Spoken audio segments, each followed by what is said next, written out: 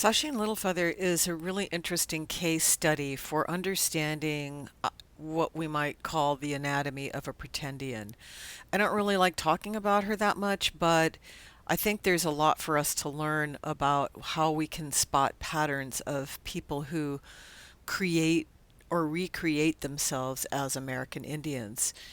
Her case is a little unusual, though, in the sense that she was a diagnosed schizophrenic. So she had this diagnosis of schizoaffective and bipolar disorder, and I think that that explains some of who she was and how she reinvented herself or invented this fantasy of herself as a Native American. But I don't think that it completely explains it. And but it's worth it to track the history of what happened there, and it begins in, of course, Sacheen is born Marie Louise Cruz. Her family called her Deb. That was her nickname inside her family. And the family, of course, also has no stories about being Native American. There's absolutely no connection to anything that is remotely a tribal community or a tribal lineage, nothing like that. She went to a reservation for the first time when she was 17 when the family took a road trip through the Southwest. And so she in at 19 years old, she has a psychotic break. Something happens to her. Attempts she attempts suicide, and she goes catatonic, and it lands her in this institution called Agnews State Hospital, which is in Santa Clara, California. And she stays there for a year.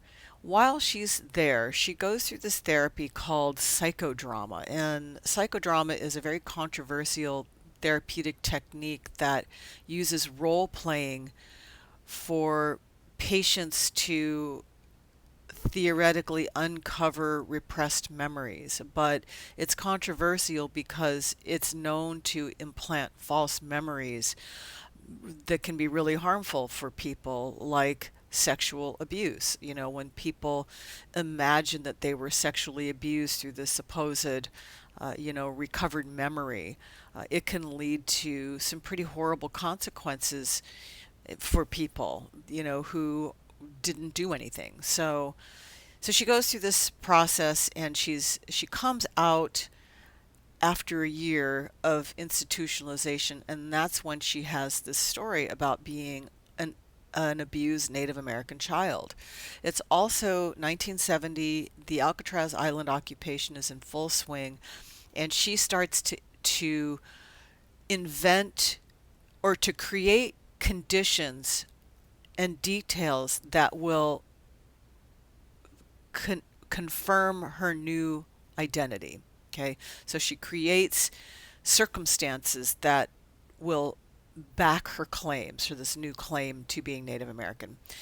And she embeds herself in the Bay Area urban Native community. Okay, the San Francisco Bay Area. And of course, it's a time of a lot of activism. She gets involved. She always said that she went to Alcatraz. I don't know that that's true or not. Maybe she was there for a day, maybe. There was no photographic evidence. I have not heard any stories from people who were there that confirm whether or not she was actually there. I know that she went to that 50th anniversary celebration, but I have not heard any stories or accounts of people who talked about her being there. Maybe she was, maybe she wasn't, but I have not heard any convincing evidence. So she also starts going to powwows. She just gets involved. She gets involved in the Native community. And it's also a time when she's beginning a career in the entertainment world. So she really wants to be an actress. She's doing modeling gigs and auditioning for parts. She starts modeling in Salinas again right after when she's 19. I'm not sure if it was before or after her institutionalization, but no, it had to have been afterwards because Ken Cook, the photographer, later came out after the Oscars incident and said that she was a complete phony because she just wanted to capitalize on the Indian thing. That's exactly how he put it. And so she's refashioning herself as a native person. She does it in these photos. She's wearing a beaded headband, trying to portray this image of being Native American. And this is also when she changes her name from Marie Louise Cruz to Sacheen Littlefeather. And she has conflicting stories about how she gets the name. There's at least three versions of that story that don't resemble each other at all. So that's a complete fabrication as far as I can tell. And that's what her sisters say too. So she uses Sacheen Littlefeather as a stage name. That's her new name, but it's also a stage name. And time goes on, and it's the early 1970s. She encounters Marlon Brando. She becomes acquainted with him. He invites her to go to the Oscars to reject the award in case he won it, which she does. And of course, this is the defining uh, incident or moment for her when she becomes famous. And so one of the reasons when I say that she invented details to fit her narrative was something that happened about 6 months after the Oscars. And her sisters told me this story about how she went to a county office and had their birth certificates, all three of her and her sister's birth certificates, changed. And previously, the father was listed on the birth certificates as Mexican, but she changed it to have him listed as Indian. And the sisters didn't even know it until some time afterward, and they were shocked. Like they couldn't even believe that she could even do that, but she did. So she was known to be a pathological liar. So not only was she, a schizoaffective, bipolar diagnosed person, but she was a pathological liar and quite narcissistic, and she was known that way in her family from the time that she was a little kid.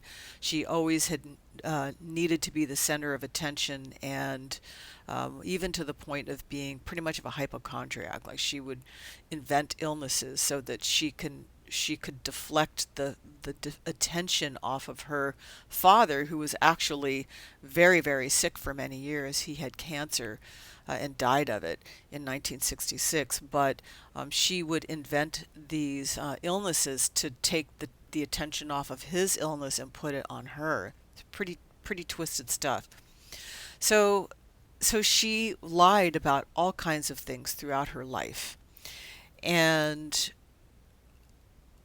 that was confirmed by a lot of things in my research on her. I saw countless countless incidents of her lying, and so did other people, not just her family and her sisters, but Helene Hagen, who came out with this letter shortly after Sacheen passed away in 2022, describing the 30-year friendship that she had with Sacheen that eventually she broke with over a conflict involving a film copyright violation by the people that made the documentary Breaking the Silence, the One Bowl Productions.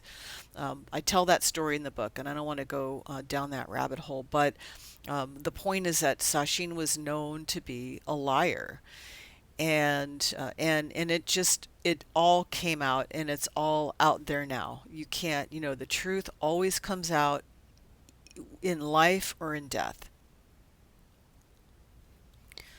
So a lot of what I know about Sacheen, as I've write about in the book and as I've talked about in other videos, is this journal that she had given me when she had asked me if I would ghostwrite this